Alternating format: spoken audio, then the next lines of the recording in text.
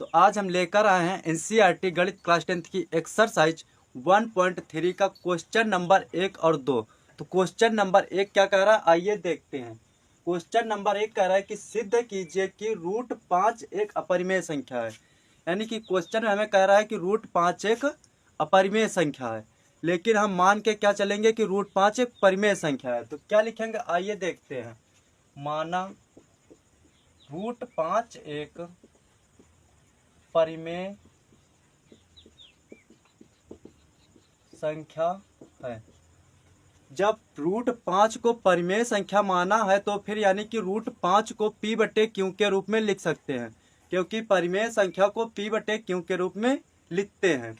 तो यहाँ पे क्या लिखेंगे, p बटे क्यू बराबर रूट 5। जब रूट 5 को p बटे क्यू के रूप में लिखा है तो फिर बताना पड़ेगा कि p और q है क्या। तो यहाँ क्या लिखेंगे, जहाँ p और q कोई पूर्णांक है, कोई पूर्णांक है, यानी कि p और q क्या है, पूर्णांक है। लेकिन q does not equal 0। q का मान 0 के बराबर में नहीं होना चाहिए। अगर q का मान 0 के बराबर में हो गया तो वो फिर परिमेय संख्या नहीं रह जाएगी। अब करते हैं आगे थोड़ा इसको सरल। तो यहाँ पे क्या हो जाएगा, p बराबर क्यू बटे में, तो इस साइड आएगा तो कहाँ जाएगा, गुणे में। तो यहाँ पे क्या हो जाएगा, रूट 5 क्यू। अब करते हैं इसका दोनों पक्षों का वर्ग। तो दोनों पक्षों का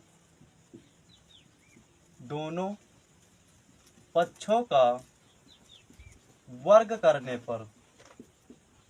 करने पर अब इसका दोनों पक्षों का करेंगे वर्ग। तो p का वर्ग क्या हो जाएगा, p स्क्वायर। रूट 5 का वर्ग कितना हो जाएगा, 5। और q का वर्ग कितना हो जाएगा, q स्क्वायर। इसे बना लेते हैं समीकरण नंबर 1। आगे क्या लिखना, आइए देखते हैं। अतः जो p स्क्वायर है, ये वाला जो p स्क्वायर है वो 5 से भाज्य है। p स्क्वायर 5 से भाज्य है। जब p स्क्वायर 5 से भाज्य है यानी कि तो फिर p भी 5 से भाज्य होगी। यहाँ पे क्या लिखा गया कि p स्क्वायर 5 से भाज्य है, यानी कि जो 5 है इस साइड लाएंगे तो यानी कि p स्क्वायर बटे 5 हो जाएगा, यानी कि p स्क्वायर का 1 गुणज 5 होगा। इसलिए p स्क्वायर 5 से भाज्य है तो फिर p भी 5 से भाज्य होगी। अगर p स्क्वायर 5 से भाज्य है तो p भी एक 5 से भाज्य होगी। अब मान के चलेंगे हम एक तीसरी संख्या। माना तो यहाँ पे क्या लिखेंगे, p बराबर 3। यहाँ पे अगर 5 है तो यहाँ पे कितने लेंगे, 5। तो p बराबर 5c। अब इसका दोनों पक्षों का करेंगे वर्ग। तो दोनों पक्षों का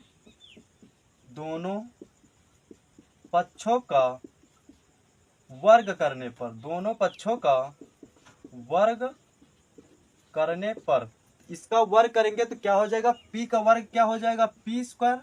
5 का वर्ग कितना हो जाएगा, 25। और c का वर्ग कितना हो जाएगा, c स्क्वायर। अब समीकरण 1 में देखते हैं तो क्या लिखेंगे, समीकरण 1 में क्या देखेंगे, p स्क्वायर बराबर क्या लिखा है, 5q स्क्वायर। इस p स्क्वायर की जगह पे रख देते हैं।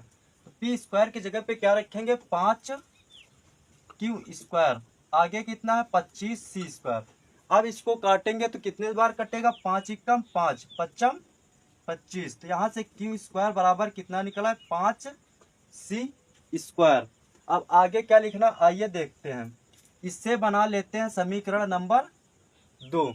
जिस तरह से ये लिखा था उसी तरह नीचे भी लिखना है। तो क्या लिखेंगे, अतः यहाँ पर p स्क्वायर था, लेकिन यहाँ पे क्या है, q स्क्वायर। तो यहाँ पे क्या लिखेंगे, q स्क्वायर 5 से भाज्य है। तो फिर अगर q स्क्वायर 5 से भाज्य है तो फिर q भी 5 से भाज्य होगी। तो फिर q भी 5 से भाज्य होगी। आगे 2 लाइन क्या लिखना, आइए देखते हैं। तो आगे क्या लिखेंगे, समीकरण 1 व 2 में, समीकरण 1 व 2 में उभयनिष्ठ बिंदु,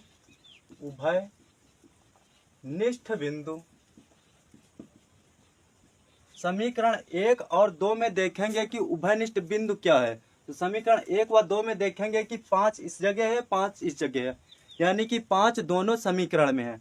तो यहाँ पे क्या लिखेंगे, समीकरण 1 व 2 में उभयनिष्ठ बिंदु 5 है, 5 है। तो फिर 5 एक परिमेय संख्या होगी। अगर 5 दोनों जगह उभयनिष्ठ है तो 5 क्या होगा, एक परिमेय संख्या। इसलिए √5 एक परिमेय संख्या होगी। अगर 5 परिमेय संख्या तो फिर √5 एक परिमेय संख्या होगी, लेकिन √5 तो एक अपरिमेय संख्या होती है। तो यहाँ पे क्या लिखेंगे, लेकिन विरोधाभास नियम से, लेकिन विरोधाभास नियम से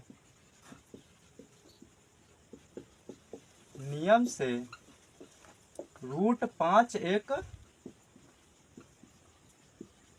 अपरिमेय संख्या है। यही हमें क्वेश्चन में सिद्ध करने के लिए कहा गया था कि √5 एक अपरिमेय संख्या है। ये होता है हमारा क्वेश्चन नंबर 5 कंप्लीट। अब हम जानेंगे क्वेश्चन नंबर 2। क्वेश्चन नंबर 2 का कह रहा है, आइए देखते हैं। क्वेश्चन नंबर 2 कह रहा है कि सिद्ध कीजिए कि 3 + 2 √5 एक अपरिमेय संख्या है। यानी कि क्वेश्चन कह रहा है कि सिद्ध करो कि 3 + 2 √5 एक अपरिमेय संख्या है।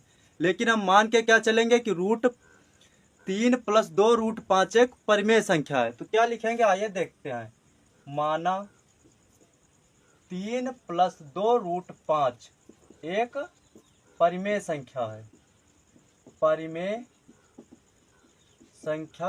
है, जब 3 + 2 √5 को परिमेय संख्या माना है तो यानी कि P/Q के रूप में लिख सकते हैं, क्योंकि परिमेय संख्या को P/Q के रूप में लिखते हैं। तो यहाँ पे क्या लिखेंगे, P/Q बराबर 3 + 2 √5। यहाँ से हमें निकालना होता है रूट वाली संख्या का मान। यहाँ पे पहले देखना होगा कि P/Q माना है जो परिमेय संख्या, ये बताना भी पड़ेगा कि ये है क्या। यहाँ पे क्या लिखेंगे, जहाँ P और Q कोई पूर्णांक है, लेकिन Q डज नॉट इक्वल 0। यानी कि P/Q को परिमेय संख्या के रूप में लिख सकते हैं, लेकिन Q डज नॉट इक्वल 0 होगा। अगर Q 0 के बराबर में आ गए तो वो परिमेय संख्या नहीं होती है। तो यहाँ पे आगे क्या करना है, आइए देखते हैं। तो यहाँ से 3 प्लस का तो इस साइड आ जाएगा तो क्या हो जाएगा, माइनस का। उस साइड क्या बचेगा, 2 √5। अब यहाँ पे करेंगे तिर्यक गुणा, तो P - 3Q/Q, तो 2 √5। अब यहाँ देखेंगे कि 2 गुणा में है, इस साइड आएगा तो कहाँ आ जाएगा, भाग में। तो यहाँ पे कितना हो जाएगा, 2Q = √5। यहाँ पे √5 की वैल्यू क्या निकली है, P - 3Q/2Q। अब आगे क्या लिखना, आइए देखते हैं। आगे लिखना है, अतः P - 3Q/2Q ये वाली संख्या एक परिमेय संख्या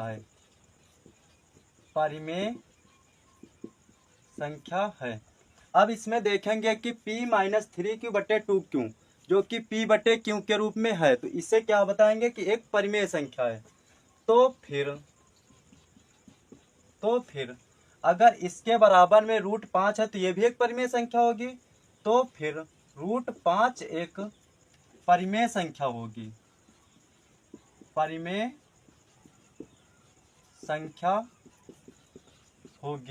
लेकिन √5 तो एक अपरिमेय संख्या होती है। तो क्या लिखेंगे, लेकिन विरोधाभास नियम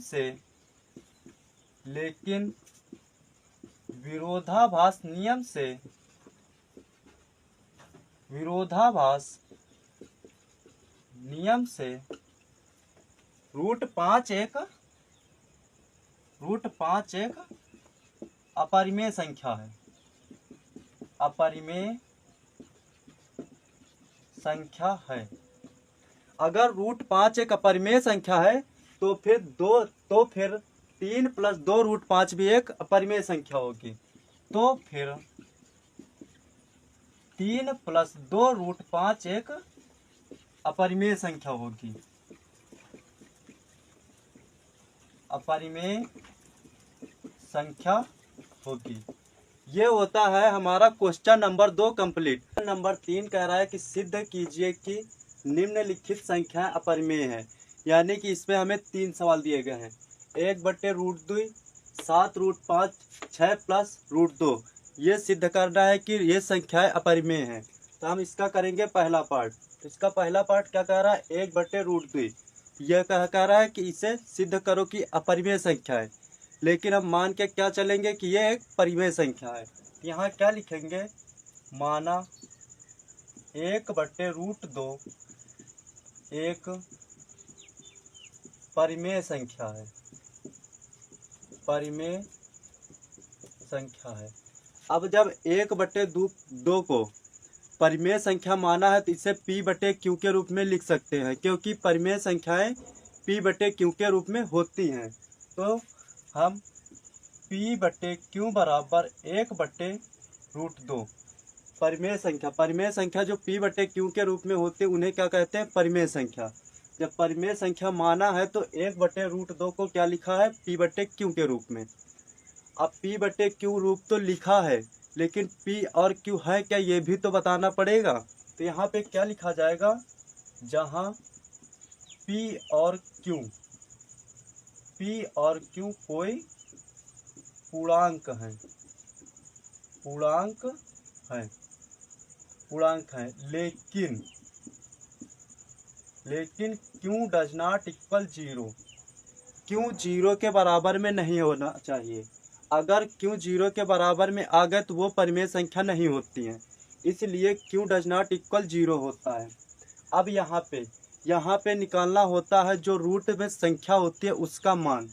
तो यहाँ पे देखेंगे कि √2 बटे में है। इस साइड आएगा तो √2 कहाँ जाएगा? ऊपर। तो यहाँ पे क्या हो जाएगा? √2 P बराबर Q नीचे है तो कहाँ जाएगा? ऊपर। ये हो गया √2 P बराबर Q।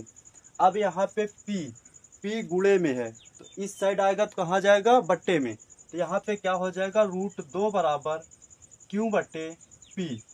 अब देखेंगे कि Q/P एक परिमेय संख्या है। तो यहाँ पे क्या लिखेंगे? अतः Q/P एक परिमेय संख्या है।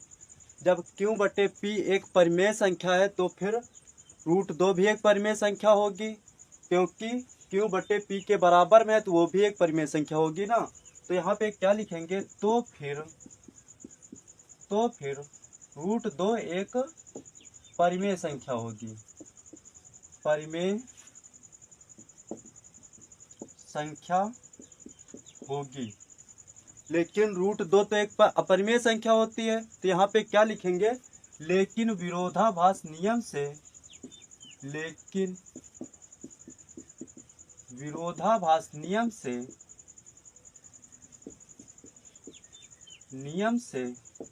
√2 एक अपरिमेय संख्या है। अपरिमेय संख्या है। जब √2 एक अपरिमेय संख्या है तो फिर 1/√2 भी एक अपरिमेय संख्या होगी। तो फिर 1/√2 भी अपरिमेय संख्या होगी। अपरिमेय संख्या होगी। ये होता है हमारा क्वेश्चन नंबर 3 का पहला पार्ट कंप्लीट। अब हम जानेंगे इसका दूसरा पार्ट। दूसरा पार्ट क्या कह रहा है कि 7 रूट 5 को सिद्ध करना है कि अपरिमेय संख्या है। तो यहाँ पे हम मान के क्या चलेंगे कि माना 7√5 एक परिमेय संख्या है, परिमेय संख्या है। तो 7√5 को क्या माना, एक परिमेय संख्या। परिमेय संख्या वो होती है जो p/q के रूप में होती हैं। तो हम 7p/q बराबर 7√5, 7√5 को क्या लिखा है, p/q के रूप में, क्योंकि हमने माना क्या है कि परिमेय संख्या है। जब माना है कि परिमेय संख्या है तो p/q के रूप में किसको लिखा है, 7√5 को। अब जब मान ही लिया तो यहाँ पे बताना पड़ेगा कि p और q है क्या। तो यहाँ पे क्या लिखा जाएगा, जहाँ p और q कोई पूर्णांक है, कोई पूर्णांक है। जब पूर्णांक है तो यहाँ पे लेकिन क्या हो जाएगा, लेकिन q डज नॉट इक्वल 0।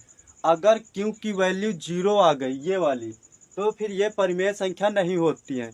इसलिए क्या लिखा जाता है कि q डज नॉट इक्वल 0, क्योंकि q 0 के बराबर में नहीं आएगा। ये होती है अपरिमेय संख्या। अब यहाँ से निकालना होता है रूट वाली संख्या का मान। तो यहाँ पे दिया गया √5, तो इसी का मान हमें निकालना है। तो अब यहाँ पे देखेंगे कि 7 गुणे में है, तो इस साइड आएगा तो कहाँ पे जाएगा, बट्टे में।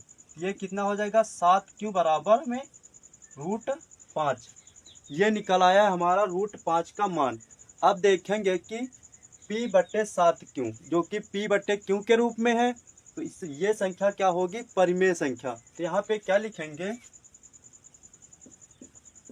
अतः p/7q एक परिमेय संख्या है, परिमेय संख्या है। p/7q के बराबर में कितना है, √5। जब p/7q एक परिमेय संख्या है तो फिर √5 भी एक परिमेय संख्या होगी। तो फिर √5 एक परिमेय संख्या होगी। p/7q के हिसाब से √5 एक परिमेय संख्या है, लेकिन √5 होती क्या, एक अपरिमेय संख्या है। तो यहाँ पे क्या लिखेंगे, लेकिन विरोधाभास नियम से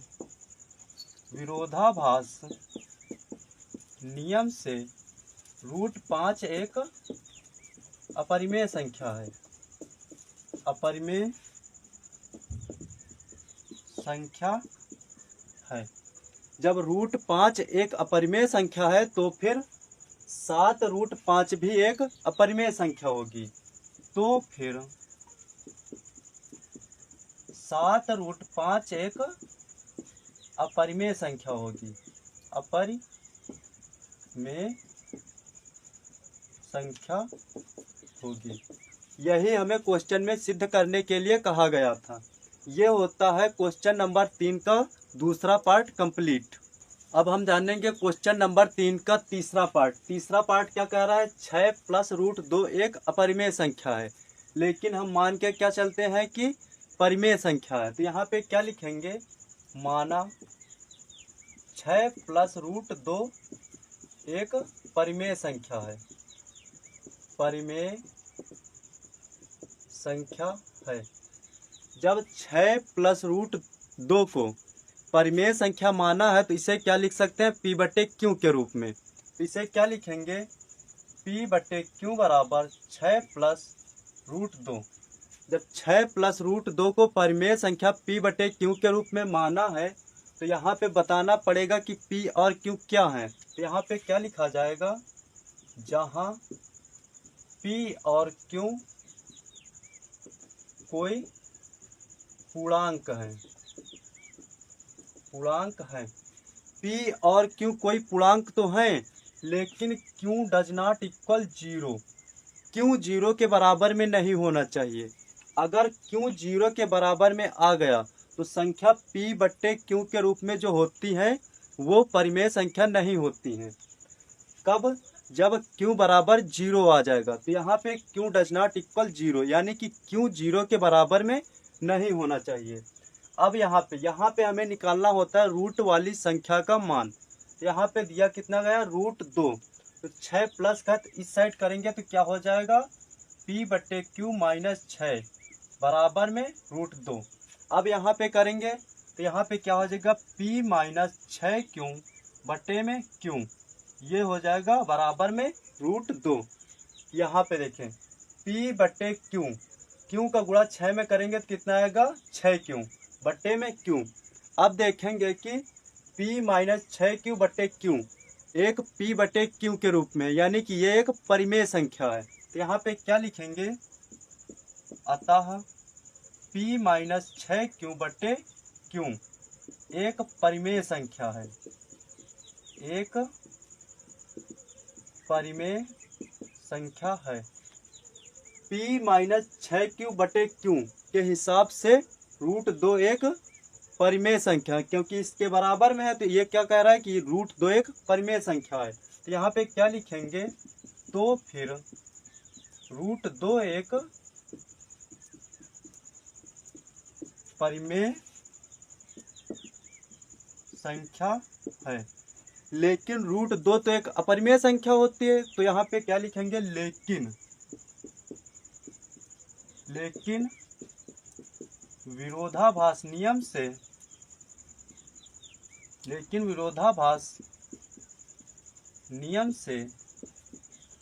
√2 एक अपरिमेय संख्या है,